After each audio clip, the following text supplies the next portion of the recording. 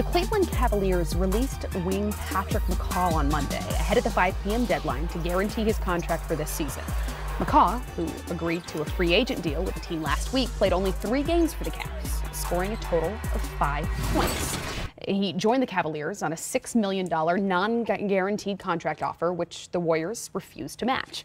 I want to ask you where he could end up as a free agent, where he could potentially fit well, but also want to ask about the situation at hand. Is it something that the league should be looking into? Is there a rule here that you think perhaps should be changed because of the loophole that's been found? Go ahead, Mike. You had an interesting take on this today when we talked. Just hearsay. But remember, if he did not sign with someone, he was still Golden State's property. Right. So he had to sign with another team. There weren't a lot of takers out there offering him money. So Cleveland, who could have been doing his agent a favor, signs him to a 2-year non-guaranteed contract.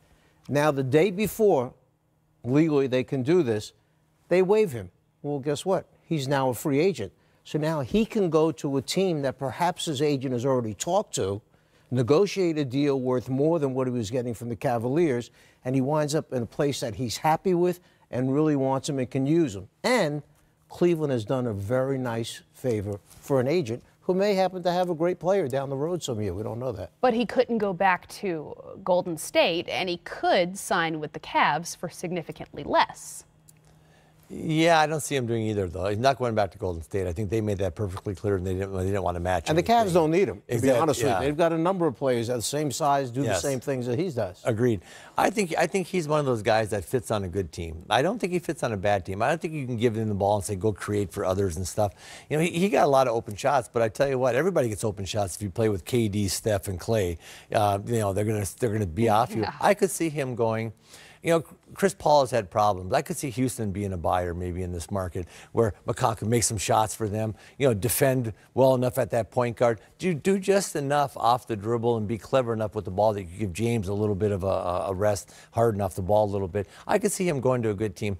He's one of those guys I don't like him on a bad team because he's not that player. He's a nice piece that, you know, that could fit, and he fit well with Golden State, and it just didn't work out there. But Mike, I agree with you. I said there's like some loopholes. There's some areas that if players kind of do what he did, he becomes now an unrestricted free agent using the rules. Right. But you know, it all seemed like when I read the whole thing, I was like, huh. Yeah. It sounded a little bit could be suspicious. Worth revisiting.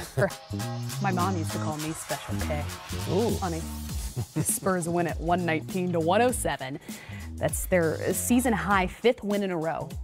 But they've also gone 13-3 in their last 16 games. Coach, that win moves them up to 5th place, past the Houston Rockets. What is it that stands out about the way this team is playing right now and hitting their stride halfway through this season? I like their ball movement on the offensive end, and they've incorporated 2 ISO players in Aldridge, who plays mostly on the box or the elbows, and DeRozan, who doesn't shoot threes, coming off of actions and then getting into his one-on-one game. But they've incorporated those 2 guys in how they play alongside of some good three-point shooters now. And they've changed their lineup a couple times. Pop's twisted some stuff around. Defensively, they seem a little bit more aggressive to me than they have been. You know, I mean, they're getting up a little bit more. They're more confident in their schemes. So they're pushing up. Their help is there. And they play very, very good team defense. So if you beat one guy in the Spurs, the other guy's rotating over. You very seldom beat a guy on the Spurs and have a clean layup. They come over, they rotate, they shift, they scramble very well. But it's their ball movement. I like the fact that we talked about it earlier. They're shooting 5 percentage points higher as a team in this run, 13-3. You know, you're taking about 100 shots a game. You're making 5 more shots a game. Yeah, that's huge, exactly. And you're talking about some of those being threes too, because they stopped having a lot of the poorer shooters shooting a lot of threes. Their top guys are knocking down threes, but I like their body and ball movement and just how they're playing. They're hitting stride. They had a whole new team this year, a whole new look. It took a little while to find it, but again, I've said this a million different times. It's Pops is the gold standard in this league for coaching, and he'll find a way. You give him enough time, and he's around that team enough. He'll figure out. Well, speaking of the Houston Rockets, which is the team that the Spurs just left over in the Western Conference, and the Denver Nuggets, the team sitting atop the Western Conference, the Rockets hold the 10-point lead at halftime, 70-60. James Harden, unsurprisingly, is leading the way with 18 points. He's got 7 assists as well. Let's bring in, again, the czar of the telestrator. To break down, though, what Nikola Jokic has done thus far, not just what he's done thus far, because he does have 15 points in this one, he also has 7 turnovers. What, though, stands out about his game and what makes him so effective when he is effective? Let's take a look at the versatility that this young man has. He's very skilled, and they use him all over the court, not just send him down low because of his height. They take advantage of the things that he can do. First, let's look at him as a passer, as a distributor. They'll start him in the low post area, knowing that he can score down there. But he looks over his shoulder, reads the defense. It's a one-on-one with Capella until Tucker comes. As soon as Tucker comes, he drops it off to Millsap for the little short shot on the inside.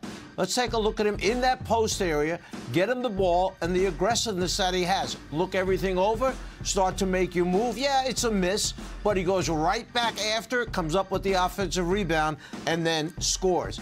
Then, on the outside, dribble handoff. I'm going to go down and post up the smaller Tucker. Tucker beats him up a little bit in that post area, so, okay, I don't want to get in a fight. I'll just step out behind the three-point line and watch this one from well behind the three-point line as he knocks down the three. So a number of different facets to his game, a very skilled young big man, a guy who I believe I heard you people say could be in the MVP discussions at the end of the season. Well, in our discussion, yes, anyway. Yeah. If we're talking about it, then he's in the conversation, right? If they end up with the best record in the West, they'll have to talk about Jokic as an MVP candidate. Mike, how is he? He has 7 turnovers. What's Houston doing to cause him to turn the ball over? He's usually pretty steady with the ball. He gets a little loose once in a while, but he's usually pretty steady. What we see them doing is they're waiting, and he puts it on the floor. 1 dribble, 2 dribbles, and then they come after him from the blind side, hoping that he'll either spin back into that oncoming defender, or the defender has gotten a hand in there 2 or 3 times, which has caused him to fumble it, lose control of the basketball. So they're trying to frustrate him after he puts it on the floor. When he catches and looks around, they stay at home. But once he starts to put it down, he's taking the contact from the body of Capella.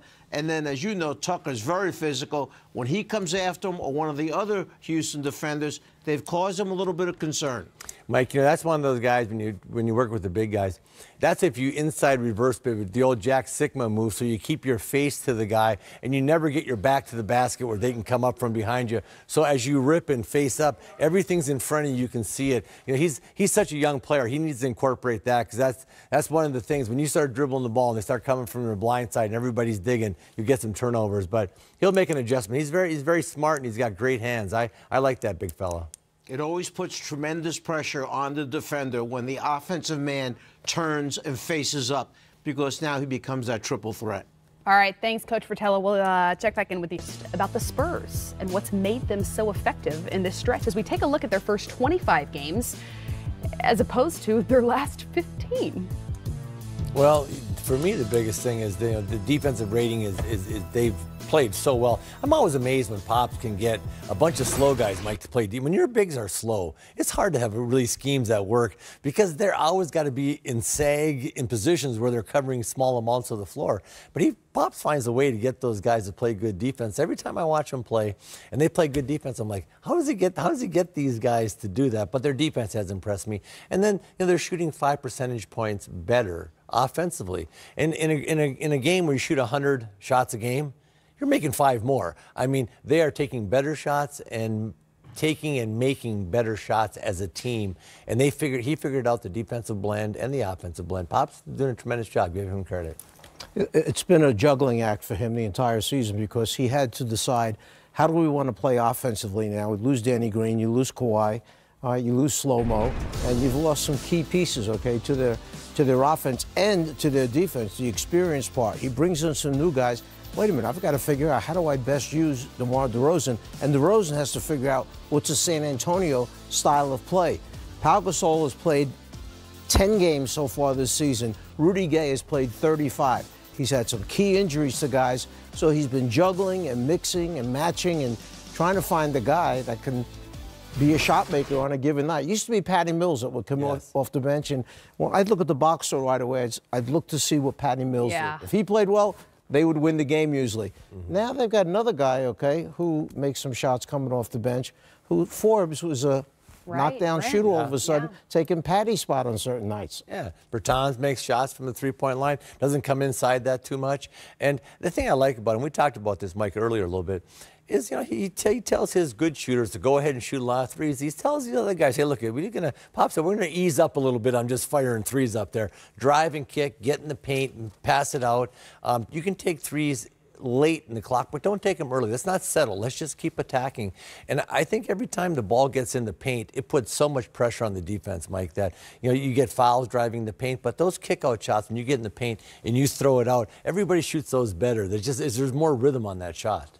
What I love about Pop is he goes against the grain a lot of times from the standpoint that he doesn't just do what the hot thing to do in the league is. You remember the year back before he won the series against Miami, they shot a lot of threes and won games by shooting threes. Yeah. Then they got to the Miami series that year, moved the ball better than we've ever seen in a long, long time, and that became the new thing. Let's pass the ball quickly. And then he goes back to this kind of team, which is pieces and parts, and he puts it together and plays to what the players' strengths are, what they can do, and this is how we're going to play. We're not going to play the way the league wants us to play. That's one of the things that he told us as we had the Spurs on TNT on Thursday night. Our broadcast team had a meeting with him prior to the game and asked how it is that he's been able to maintain the Spurs system when the league has gone in such a different playing style direction. And he told us exactly that he's not going to go in that direction simply because the league has, but because he's going to find the strengths of the personnel that he has. He doesn't have the Golden State Warriors roster, so he's not going to make the San Antonio Spurs play the way that they play.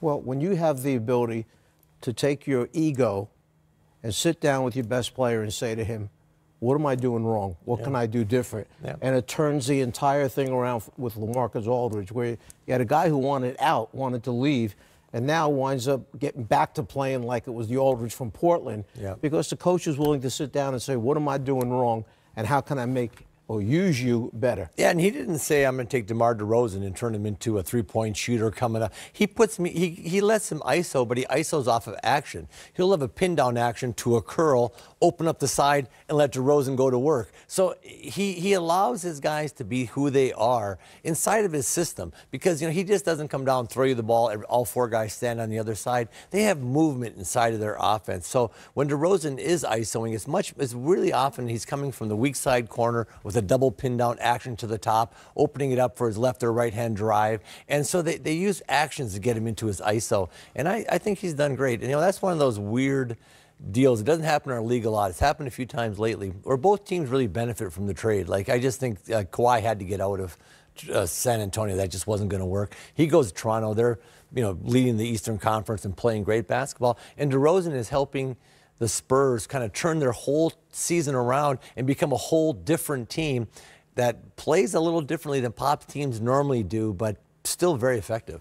Well, we're going to be back with more on an 8-game Monday night in the NBA, including Blake Griffin. You just mentioned Bertans. Well, unfortunately here, this is a low light, not a highlight, as he gets bumped, a reverse dunk. We didn't say anything about his defense, though. We said he shoots the ball. Yeah, exactly. That's a fair point by you. Well, the NBA on TNT is Thursday night with a doubleheader, starting with the Celtics in Miami to take on the Heat at 7 Eastern, followed by the Thunder in San Antonio to take on the Spurs at 9:30. Your coverage starts with Game Time at 6 right here on NBA TV. Look at this. Look how happy DeMar is to see Coach Casey prior to this game. Yeah. Good to see that. Dwayne's a really good man. Like